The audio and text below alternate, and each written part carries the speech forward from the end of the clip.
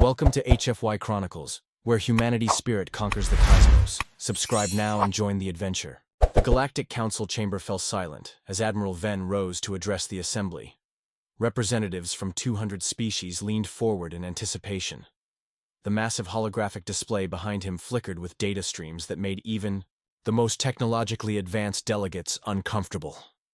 3 standard months ago, Venn began, his forearms gesturing in formal galactic common.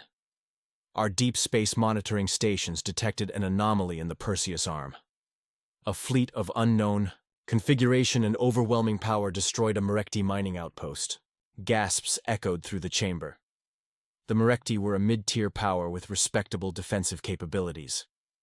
2 weeks later, they obliterated a Zul battle group that investigated the disturbance.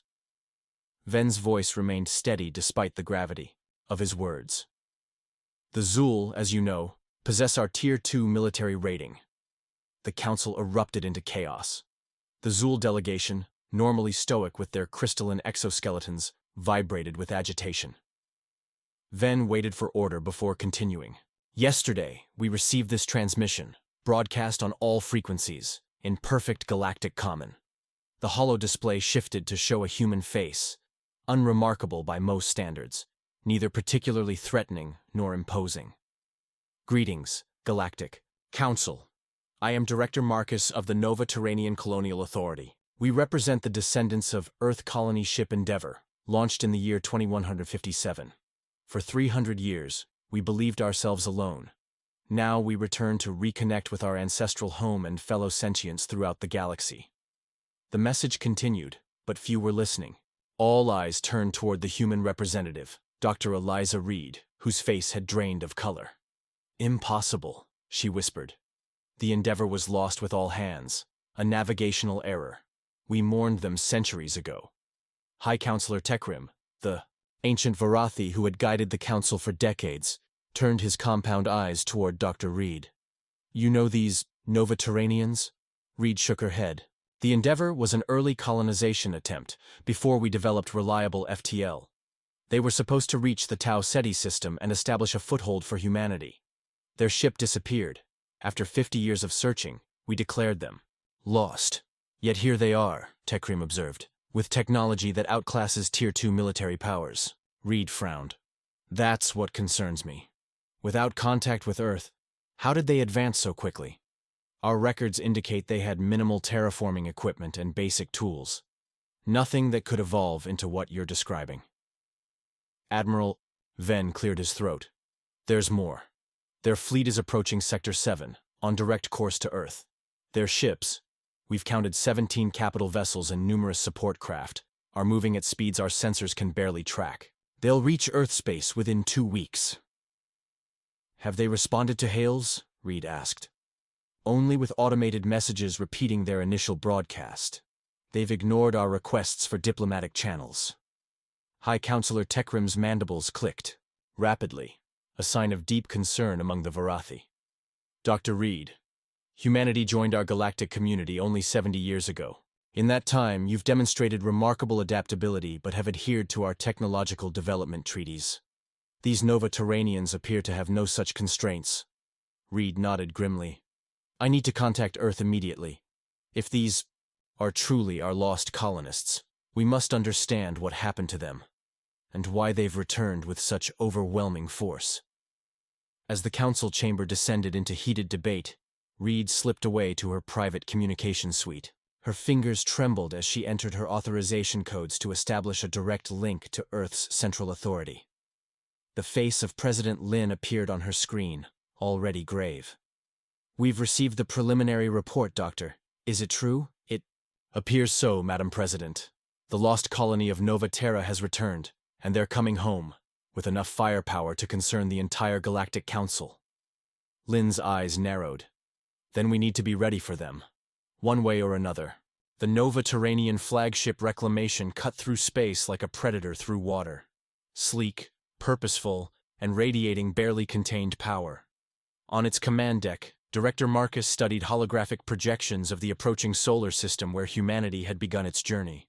Report on Earth's defenses, he ordered, voice calm despite the historical significance of the moment. Commander Talia, his second-in-command, stepped forward. Her uniform bore the Nova-Terranian emblem, Earth embraced by a spiral galaxy. Minimal? By our standards, sir. Their orbital platforms use conventional energy weapons. No gravitic shielding, no dimensional phase technology. Their fleet consists of approximately 400 vessels, none larger than our scout ships. Marcus nodded, unsurprised. And their council allies? Various races have sent representatives, but no significant military presence. They appear to be waiting to see how Earth responds to us before committing. Prudent, Marcus remarked. 3 centuries have changed us both. We are no longer the same species that left Earth, in many ways. Talia's eyes, with their slight luminescent quality that marked all Nova-Terranians, flickered toward the planet displays. Sir, permission to speak freely? Always, Commander. Many in the crew are anxious about this reunion. Our ancestors' records were fragmented. We know they intended for us to reach Tau Ceti, not the Perseus cluster where the Endeavor ultimately crashed. We know Earth gave up the search, but beyond that, Marcus completed her thought. Beyond that, we know only what the architects taught us. The mention of the architects brought a reverent silence to the bridge. Even now, centuries later, the mere thought of the ancient species that had found the Endeavor's wreckage and rescued the surviving colonists evoked profound gratitude among Nova-Terranians. Do you think Earth will understand? Talia asked quietly. What we've become, what we had to do. Marcus studied the holographic representation of Earth. Beautiful, blue, and utterly oblivious to the greater threats lurking in the galaxy's dark corners. They can't possibly understand. Not yet. That's why we've returned. On Earth, Dr. Reed stood in the Central Authority's Crisis Center as analysts pored over every scrap of data from the approaching fleet. President Lin and her Security Council watched in grim silence. Their technology is beyond anything we've developed, Reed explained. Energy signatures we can't classify. Hull materials that absorb our scanning beams. And their size, the flagship alone is 3 kilometers from bow to stern. Could they have stolen this technology? General Patel asked. Perhaps they encountered hostile aliens? Reed shook her head. That was my first thought, but look at the design aesthetics. Despite their advanced nature, these ships have distinctly human lines. They weren't copied, they were designed by human minds, just with principles we don't yet understand. President Lin's face remained impassive, but her fingers tapped a nervous rhythm on the conference table. The Galactic Council is demanding answers.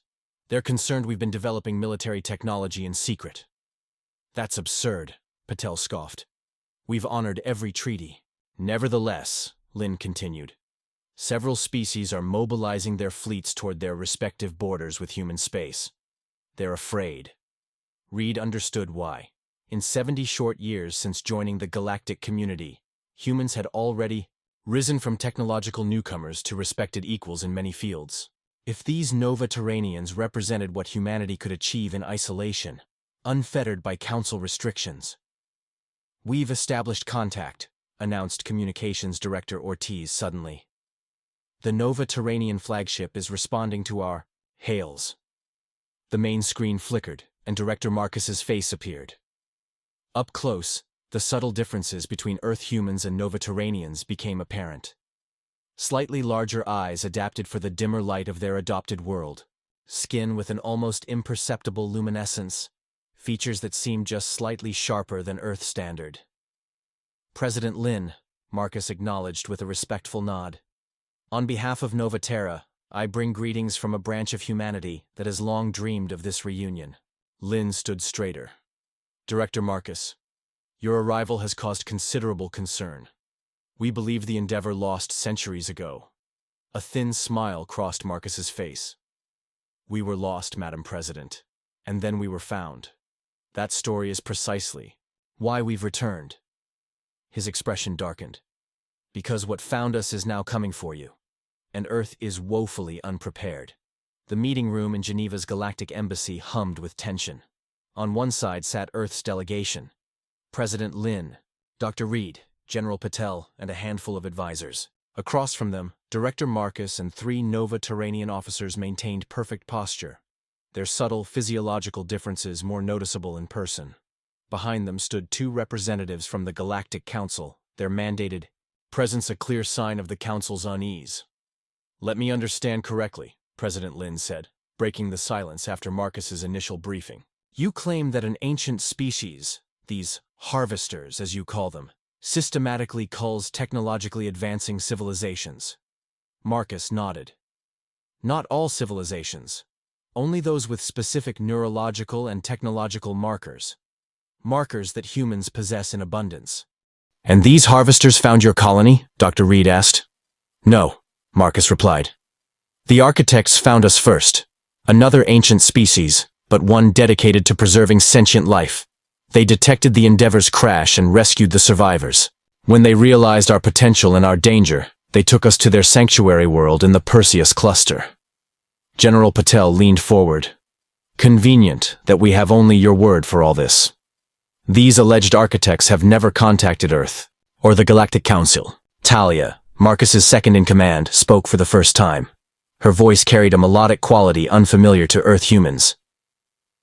"The architects operate in absolute secrecy. Their existence is their defense against the harvesters. They interact only with species directly threatened with extinction. Which brings us to why we've returned," Marcus continued. "The architects' predictive models indicate that Earth has begun to trip the harvester detection thresholds. Your neural interface technologies, quantum communication experiments, and particular brainwave patterns make humans uniquely visible to their sensors." Dr. Reed paled. "Are you suggesting Earth is in imminent danger?" "Not imminent," Marcus corrected. "The harvester cycle operates on a scale of decades. But yes, they are coming. They've already begun probing this sector. The Mrekti outpost wasn't destroyed by us. It was the harvesters' advanced scouts." The Galactic Council representatives exchanged alarmed glances. The taller one, a Varathi diplomat named Selk, raised a multi-jointed limb. "If what you claim is true, this threatens the entire Council space, not just Earth."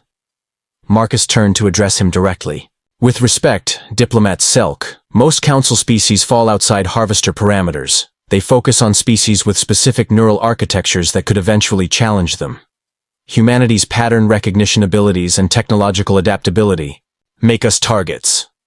"So you've returned with this battle fleet to warn us?" President Lin asked skeptically. "To warn you, to protect you, and to prepare you," Marcus confirmed. "The Nova Terranian fleet represents 3 centuries of development. Under architect guidance, we've been shaped, both technologically and biologically, to serve as a countermeasure against the harvester threat." Murmurs spread through the Earth delegation. General Patel's expression darkened further. "You've been engineered?" Talia answered. "We evolved both naturally and with subtle assistance. The harsh conditions of our new homeworld accelerated certain adaptations. The architects merely guided the process toward useful traits." "What traits?" Dr. Reed asked. Marcus extended his hand, palm up. Above it, light coalesced into a detailed hologram produced without any visible technology. An impossibility by Earth standards. Enhanced neural processing. Photosynthetic skin cells that supplement our energy needs. Improved cellular regeneration. Nothing that makes us inhuman. Just more adapted to space travel and combat against the specific threats we face." President Lin's eyes narrowed. "And you expect us to simply welcome your fleet into Earth space? To accept these claims without verification? Director Marcus, surely you understand our position?" "I do," Marcus replied calmly. "Which is why we've brought proof." He nodded to Talia, who produced a small crystalline cube. She placed it on the table where it projected a 3-dimensional star map of the galaxy. Red markers pulsed in patterns across various sectors. "Harvester attack patterns over the last 50,000 years, Marcus explained. "Civilizations erased so completely that the Council doesn't even know they existed. And here, the map, zoomed to a region near Earth. They're scout vessels, moving systematically toward human space." The evidence was compelling, but President Lin remained cautious. "We'll need our experts to verify this data." "Of course," Marcus agreed. "But time is short. The architects calculate we have less than 5 years before the harvesters launch a full assessment of Earth. Once that happens, extinction becomes nearly inevitable without intervention." The emergency session of the Galactic Council stretched into its fourth day. Representatives from all 200 member species filled the great amphitheater on Varathi Prime, their disparate physiologies creating a living tapestry of evolutionary paths. At the center of the debate stood Dr. Reed and Director Marcus, unlikely allies presenting a united human front. The evidence provided by the Nova Terranians has been independently verified, Dr. Reed announced, her voice carrying across the chamber. The anomalous energy signatures detected near the Mrekti outpost match perfectly with historical records from 3 previously unexplained extinction events. High Counselor Tekrim raised his appendages for silence as the chamber erupted. Order. We will maintain order in these proceedings. Once the noise subsided, Director Marcus stepped forward. We understand your skepticism. The Nova Terranian fleet will submit to limited inspections to confirm we are what we claim to be. But we cannot delay action. The Harvester Scout vessels have already changed course toward Earth after detecting our arrival.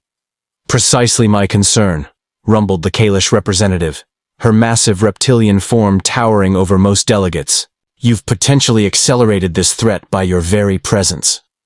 How do we know this isn't exactly what these alleged harvesters wanted? Marcus met her gaze steadily. Because the architects have been fighting this war for millennia. Their predictive models, architects who conveniently remain hidden, interrupted the Zul delegation head, his crystalline body refracting light in patterns of agitation, who have never contacted any council species despite thousands of years of galactic exploration. Dr. Reed stepped forward. Council members, I shared your doubts initially, but the technical specifications and astronomical data provided by Novaterra are irrefutable. No human civilization could have fabricated this level of detail about galactic events predating our own spaceflight by millennia. The debate raged on, with the council fracturing into clear factions. The elder species, those with historical records stretching back thousands of years, found patterns in their own histories matching the harvester cycles Marcus described. Younger spacefaring races remained skeptical, viewing the Nova Terranians as a potential human military expansion, disguised as a warning. In a private antechamber during a recess, Dr. Reed confronted Marcus. They're not convinced. Too many see this as a human power play. Marcus nodded grimly. The architects predicted this response. Species that haven't directly encountered the harvesters resist acknowledging their existence. It threatens their perception of galactic order. Then we need more concrete evidence, Reed insisted. Something beyond data and historical patterns. There is one option, Marcus said quietly, but it requires cooperation from Earth's government. 2 days later, in Earth orbit, a joint scientific mission prepared to depart. 3 Council science vessels, 2 Earth research ships, and a Nova Terranian escort formed an unlikely fleet. Their destination, the edge of human space where the alleged Harvester scout ships had been detected. President Lin addressed the mission commanders from her office. Your objective is clear. Verify the Nova Terranian claims independently. If these Harvester scouts exist, obtain definitive evidence without engaging them. This mission has scientific authority only, not military authorization. As the small fleet departed, political tensions on Earth reached unprecedented levels. Some nations embraced the Nova Terranians as returned brothers with advanced technology to share. Others viewed them with suspicion, demanding they withdraw their imposing warships from Earth orbit. Military forces worldwide remained on high alert. Aboard the Nova Terranian escort vessel Vigilance, Commander Talia monitored the joint fleet's progress. They still don't truly believe, she remarked to her tactical officer. They can't, he replied. Not until they see. That's always been the human way. Talia nodded, remembering the architect teachings about their original species. Director Marcus is taking a significant risk. If we encounter actual Harvester forces, we'll protect them, the tactical officer assured her. That's why we're here. 7 days into the mission, as the joint fleet approached the coordinates where Harvester activity had been reported, all communication suddenly ceased. For 36 tense hours, Earth received no transmissions. When communications finally restored, only the Nova Terranian escort and 1 damaged Earth research vessel remained. The survivors' report sent shockwaves through the Council and Earth alike. The Harvester scout ship, a massive crystalline structure that seemed to bend space around itself, had appeared without warning, completely immune to conventional sensors.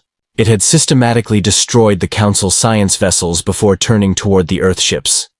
Only the Nova-Terranian escort's intervention had prevented complete annihilation, engaging the Harvester with weapons technologies that left even veteran military observers in awe. The battle had ended when the Harvester scout retreated into some form of dimensional rift, but not before transmitting a signal toward the galactic rim. As the survivors' testimony spread, the Galactic Council's unified skepticism fractured. No one could deny the evidence any longer. The Harvesters were real, and they now knew exactly where to find Earth. The transformation of Earth began within weeks of the encounter with the Harvester scout. Nova-Terranian engineers worked alongside Earth's best minds, upgrading defense systems and retrofitting existing vessels with adapted versions of their advanced technology. What would have taken decades of research and development was compressed into months through the guidance of people who were simultaneously alien and kin. At the lunar shipyards, Director Marcus walked with President Lin, observing the installation of gravitic shield generators on Earth's flagship. "Your people learn quickly," he noted with approval. "Necessity is a powerful motivator," Lin replied, "though many still resent the changes being forced upon us." Marcus nodded understanding. "The architects taught us that rapid technological advancement carries cultural risks, but the alternative is extinction. Yes, you've made that abundantly clear." Lin stopped walking, turning to face him directly. "What I still don't understand is why the Harvesters target species like ours specifically. What threat could we possibly pose to beings with their level of advancement?" "It's not what we are," Marcus explained, "but what we might become." The architects believe the Harvesters once experienced a catastrophic event involving an artificial intelligence created by a species with neural patterns similar to humans. They now systematically eliminate any civilization that might recreate those conditions. "Preventative genocide," Lin murmured. "How long do we have?" Based on the signals sent by the scout ship, the architects calculate 18 months before a Harvester assessment fleet arrives. 5 years before their main extinction forces follow, if we fail their assessment. Around them, the shipyard hummed with unprecedented activity. Council member species, finally convinced of the threat, had contributed their own technological specialties. Zol crystalline computing cores were being integrated with Nova-Terranian dimensional phase drives. Varathi biological interfaces enhanced human reaction times. For the first time in its history, the Galactic Council was unifying around a common defense. On Earth, the situation was more complex. Nova-Terranian medical teams had begun offering genetic modifications to military personnel, enhancements similar to those their own people had developed over generations. These treatments improved strength, reaction time, and neural processing, but raised profound ethical questions about humanity's future. Dr. Reed found herself mediating increasingly tense debates between traditional human factions and those embracing the Nova-Terranian path. "We're looking at the potential speciation of humanity," she explained to an international bioethics committee. "These changes are inheritable. Children born to enhanced parents will carry these traits naturally. Then we become like them," said one representative, gesturing toward the Nova-Terranian medical officer present. No longer fully human, Commander Talia, who had accompanied the medical team, stepped forward. "With respect, we are human, just adapted to challenges you haven't yet faced. Every species evolves or perishes. We simply had our process accelerated by necessity." The debate might have continued indefinitely had the Harvesters granted them that luxury. But 11 months after the first encounter, 7 months earlier than predicted, long-range detection arrays constructed with Nova-Terranian technology detected a massive dimensional distortion at the edge of the solar system. In the Central Authority's command center, Marcus and Lin watched as the distortion resolved into 5 massive Harvester vessels, each easily dwarfing the largest Nova-Terranian warship. "Assessment fleet," Marcus identified grimly. "Larger than anticipated." "Are we ready?" Lin asked, the weight of all humanity evident in her voice. Marcus met her eyes steadily. "No. But neither were we when the Endeavor crashed 3 centuries ago. Humanity adapts. It's our greatest strength." He activated the communication array, linking to every modified defense platform and ship in the system. All Nova-Terranian and Earth vessels implement Defense Protocol Architect 7. This is not a drill. Throughout the solar system, human crews, both traditional and enhanced, moved with practiced precision. The strategies they had rehearsed for months would now be tested against an enemy that had successfully eliminated countless civilizations before them. As the harvester vessels accelerated toward Earth, they encountered nothing but standard automated warning beacons and minimal defensive measures, exactly what would be expected from a mid-tier technological civilization. The trap was set.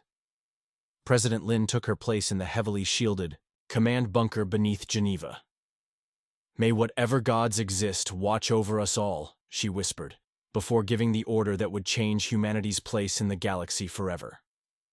Execute Operation Prometheus. The Harvester Assessment Fleet entered Earth orbit with clinical precision, positioning vessels at strategic points above major population centers. Their ships, massive crystalline structures that seemed to phase in and out of conventional reality, began deploying smaller craft toward the surface. Standard protocol for species assessment: capture specimens, evaluate technological development, determine threat potential. What they didn't expect was humanity's response. The seemingly primitive defense satellites suddenly reconfigured, their outer shells dropping away to reveal Nova-Terranian phase technology. Simultaneously, 300 Earth ships emerged from dimensional pockets where they had been concealed, a technology the Harvesters believed only they possessed. "First wave engaged," reported General Patel from the Lunar Command Center. "All units reporting successful transition." On the main tactical display, blue indicators representing human forces surrounded the 5 red Harvester ships. The battle for Earth had begun. The Harvesters responded with devastating efficiency, energy weapons slicing through even enhanced human vessels. But for every ship lost, the combined Earth-Nova-Terranian force inflicted damage in return. Something the Harvesters had rarely experienced in thousands of years of methodical extinction campaigns. Aboard the Nova-Terranian flagship Reclamation, Director Marcus coordinated with Commander Talia as they engaged the largest Harvester vessel. "Dimensional anchor deployed," Talia reported. "They can't retreat into subspace." "Execute attack pattern Architect 3, Marcus ordered. "All ships, concentrate fire on designated structural nodes." 3 Nova-Terranian warships moved in perfect formation, their specialized weapons targeting specific points on the Harvester vessel. The massive enemy ship shuddered as precisely calibrated energy beams disrupted its phase harmonic. Technology developed through centuries of architect analysis of Harvester weaknesses. On Earth, specialized defense teams engaged Harvester ground forces that had managed to land. Enhanced human soldiers moved with impossible speed, their neural interfaces allowing perfect coordination against the methodical alien attackers. In major cities, civilians huddled in reinforced shelters, watching through emergency broadcasts, as humanity's combined forces fought for their existence. 6 hours into the battle, humanity had lost 40% of its space-based assets. 2 Harvester ships had been critically damaged, 1 completely destroyed, an unprecedented achievement against the ancient enemy. In Geneva's command bunker, President Lin received continuous updates, her face growing more drawn with each casualty report. "The Moscow defense grid is down," an aide reported grimly. "Harvester ground forces are advancing toward the city center." Lin turned to Dr. Reed, who had become her de facto advisor on Nova-Terranian matters. "Marcus promised their primary weapon would be ready. Where is it?" "The dimensional inverter requires precise positioning of all 5 Harvester ships," Reed explained. "We need them in specific orbital relationship before—" An explosion rocked the bunker, dust falling from the reinforced ceiling. "Harvester weapons have penetrated outer defense layers," announced the security chief. "Recommend immediate evacuation." "To secondary command site." "No," Lin said firmly. "We hold position. The entire plan depends on maintaining our command coordination." She activated her direct link to the Reclamation. "Director Marcus, we're running out of time." "The inverter?" Marcus's voice came through distorted by interference. "4th Harvester vessel moving into position now. We need all 5 aligned or the dimensional cascade will fail." On the lunar base, General Patel watched with growing desperation as Earth's conventional forces were systematically eliminated. Even with Nova-Terranian enhancements, they were outmatched by Harvester technology. Only the element of surprise and precise targeting of harvester vulnerabilities had allowed them to inflict any damage at all. "We can't sustain these losses," he informed the combined command staff. "At current attrition rates, we'll lose our entire defense capability within 3 hours." Commander Talia's voice responded over the command channel. "The last harvester. Capital ship is resisting our herding attempts. We need to force it into grid position Delta 9. Patel studied the tactical display, then made a decision that would later be recorded in humanity's military history. "Lunar Defense Group, form on my position. We're going to give them a target they can't resist." Despite protests from his staff, Patel led 30 remaining Earth vessels in a direct assault on the final harvester ship. It was a suicide mission, designed not to damage, but to manipulate. To drive the massive enemy vessel toward the position needed for humanity's last hope weapon. As Lunar Defense Group engaged, drawing the harvesters' full attention, Nova-Terranian forces maneuvered into their final positions around Earth. All 5 harvester vessels now formed points of a perfect pentagon in orbit, exactly where Marcus needed them. "Dimensional inverter at full charge," Talia reported from the engineering section of the Reclamation. "Architect calculations confirm optimal positioning." Marcus opened a channel to all remaining human forces. "All vessels, execute. Emergency phase shift on my mark. 3, 2, 1, mark." Throughout Earth orbit, human ships vanished into dimensional pockets, leaving only the 5 massive harvester vessels suspended in precise formation. From the lunar surface and 6 points in Earth orbit, massive energy beams suddenly converged, not on the harvester ships themselves, but on the empty space at the exact center of their formation. For a moment, nothing seemed to happen. Then reality itself appeared to fold. A dimensional inversion field, technology gifted by the architects after millennia of research, expanded outward, enveloping all 5 harvester vessels. Where conventional weapons had proven marginally effective, this attacked the very foundations of harvester technology. Their phase-shifting capabilities, turned against them, began tearing their ships apart from within. In Geneva's command bunker, Lynn and Reed watched in awe as the tactical display showed all 5 enemy vessels simultaneously disintegrating, their component atoms scattered across multiple dimensional planes. "It worked," Reed whispered in disbelief. "This battle worked," Lynn corrected grimly. But Marcus said this was just an assessment fleet. "The main harvester force will now know that humanity is not easy prey," Reed finished. "We've changed the equation." As human ships re-emerged from their dimensional shelters, a new signal appeared on communication arrays worldwide. It used no language recognized by Earth systems, but the Nova-Terranians immediately understood. In the smoking remains of the Geneva command bunker, Director Marcus translated for President Lin. "The architects are acknowledging our victory, and warning us that we've just initiated the next phase of a war that has lasted longer than human civilization." Lin surveyed damage reports flowing in from around the world. Cities in ruins, millions dead or injured, infrastructure devastated. Yet humanity had survived what no other targeted species had managed. "First contact with the harvesters. Then we better start preparing," she said simply. 1 year after the Battle of Earth, the combined human fleet, Nova-Terranian and Earth vessels now indistinguishable in their integrated technologies, gathered at the coordinates provided in the Architect's Message. 300 ships, representing humanity's full military capacity, waited in formation at the edge of the Oort cloud. On the bridge of the flagship Unity, a vessel built with the merged knowledge of both human civilizations, Director Marcus and President Lin stood side by side.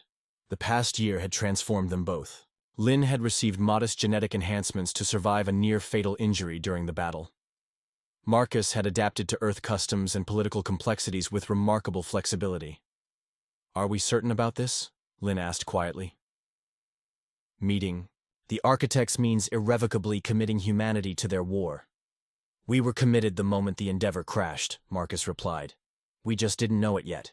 Dr. Reed joined them at the viewport, her new role as Xenological Integration Director, reflecting humanity's rapidly evolving place in galactic affairs. "The Galactic Council representatives are still demanding to accompany us." "No." Marcus and Lin said simultaneously, then exchanged surprised glances.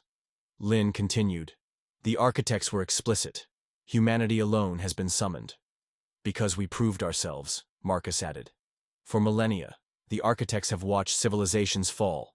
To the harvesters, were the first to successfully repel an assessment fleet. The ship's sensors suddenly registered massive energy fluctuations directly ahead. Space itself seemed to ripple and part, revealing what appeared to be a dimensional gateway large enough to accommodate the entire human fleet. All ships, maintain. Formation, Lin ordered. Proceed at quarter thrust.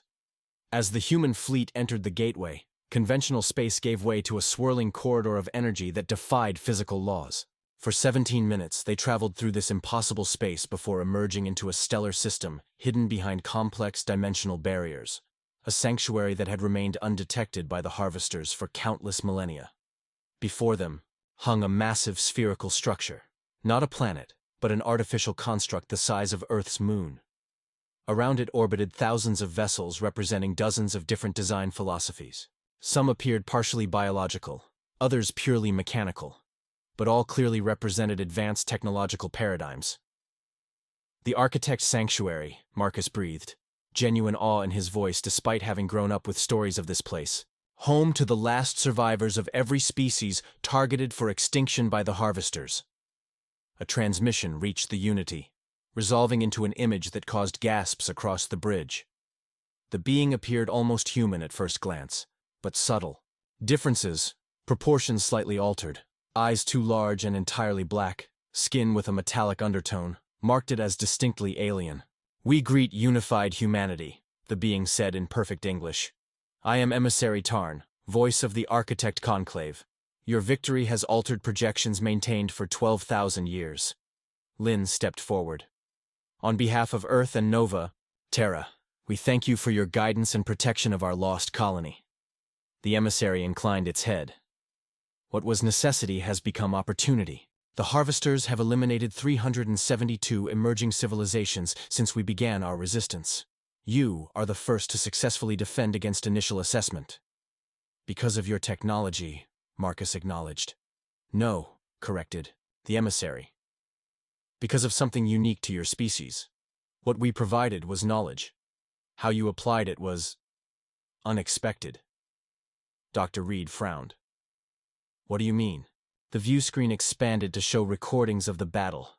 Human ships deliberately sacrificing themselves to protect others. Ground forces using unpredictable tactics that no simulation had anticipated. Individual humans making split-second decisions that defied strategic logic yet produced remarkable results. The harvesters are computational beings, the emissary explained.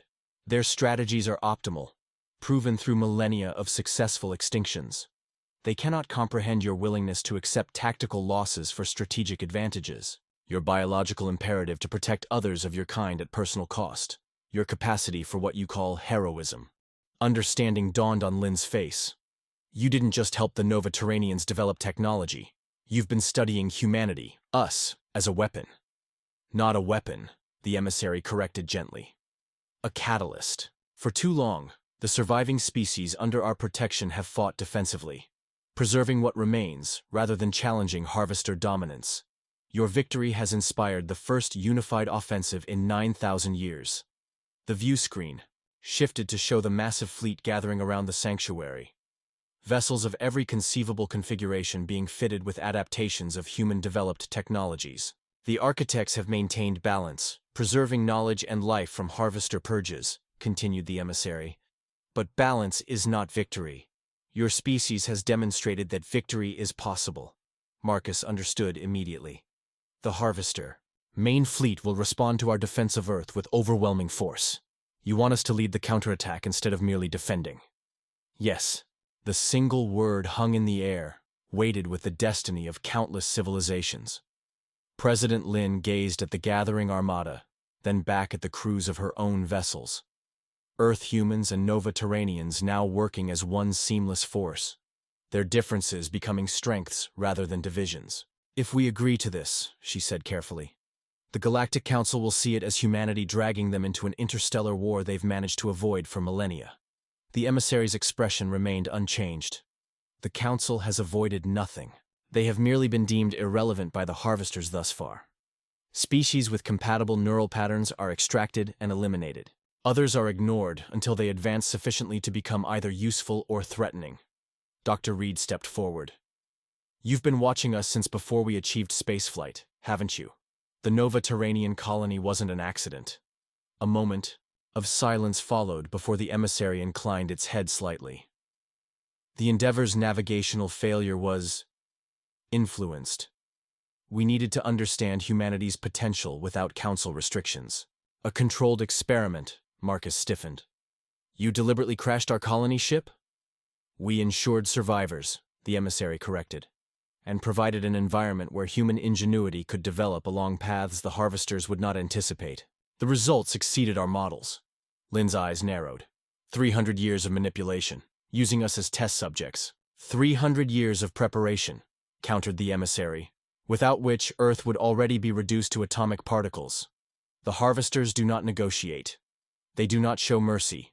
They calculate threat potentials and eliminate accordingly. The bridge fell silent as the implications settled over the human leadership.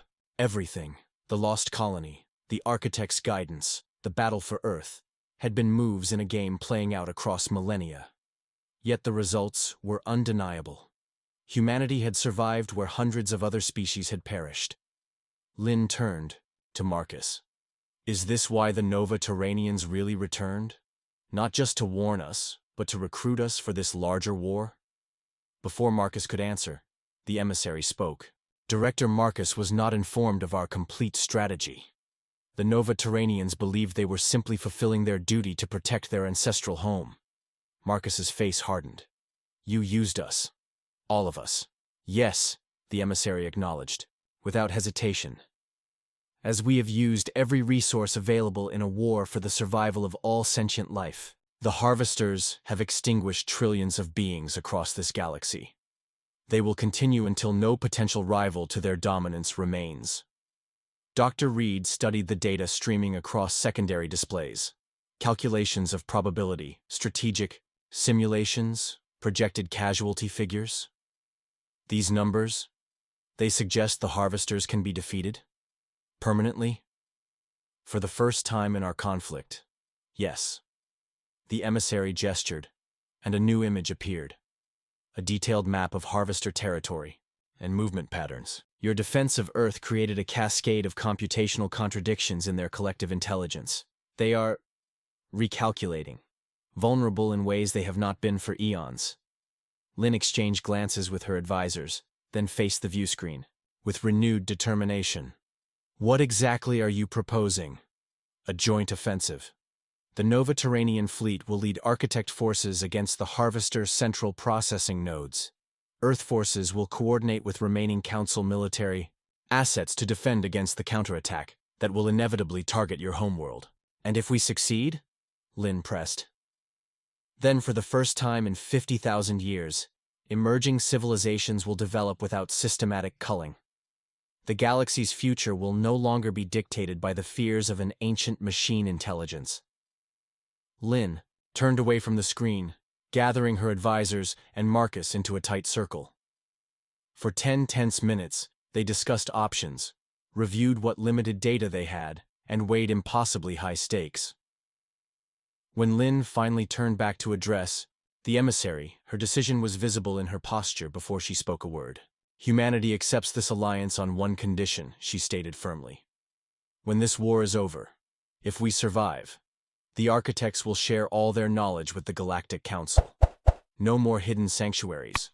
No more manipulating species from the shadows.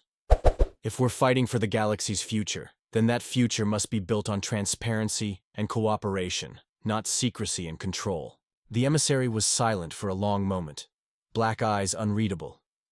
When it finally responded, there was something new in its tone, something almost like respect. Accepted. The Architect Conclave anticipated this demand. It is, characteristically, human to look beyond survival to how victory should be shaped. 3 days later, as the combined fleet prepared to depart the sanctuary, Director Marcus found Dr. Reed in an observation lounge, watching Nova-Terranian engineers install dimensional phase technology on Earth vessels. Having doubts? He asked, quietly. Reed shook her head. Not about the necessity, about what comes after. If we succeed, if humanity leads the galaxy into a post-harvester era, we'll have responsibilities no species should face after barely a century of interstellar travel. Marcus smiled faintly. Perhaps that's precisely why it must be us. The architects have existed for too long in their perfectly calculated sanctuary. The council races have grown complacent in their balanced diplomatic structures. Humanity still remembers what it means to strive, to risk everything for a better tomorrow. Is that what we're fighting for? A better tomorrow? We're fighting because it's what humans do, Marcus replied simply. We protect our own. We challenge what seems undefeatable. We refuse to accept extinction as inevitable. As if on cue, AAG communication alerts sounded throughout the fleet. President Lin's voice addressed all vessels. All ships, prepare for dimensional transition. Operation Prometheus. Phase 2 commences in 30 minutes. Reed glanced at Marcus. Prometheus, the one who stole fire from the gods and gave it to humanity. Fitting, Marcus nodded. Though this time, humanity brings fire to the stars. As the massive fleet engaged their drives and entered the dimensional gateway, the emissary watched from the sanctuary's control center. Another architect approached, its movements conveying concern. They cannot possibly comprehend what they're initiating, the second architect observed. Even with our guidance, the casualties will be beyond their experience. The emissary continued watching as the last human ship disappeared into the gateway. That is precisely why they will succeed where we could not. They do not calculate acceptable losses across millennia. They fight for today, for each other, with a ferocity we have forgotten. And if they fail? Then the experiment ends, as hundreds have before them. The emissary turned away from the viewport. But I do not believe they will fail. For the first time in 50,000 years of observation, I find myself experiencing something unexpected. What? Hope, said the emissary simply. A very human concept. Across the dimensional barrier, the combined fleet of humanity and the preserved fragments of countless civilizations accelerated toward harvester space. At their head flew the Unity, carrying within it the improbable alliance of Earth humans and their long-lost colony, reunited and strengthened through adversity. The stars themselves seemed to hold their breath as humanity brought war to an enemy that had never known defeat. And throughout the galaxy, for the first time in memory, the silence that followed was not the silence of extinction, but the silence of anticipation.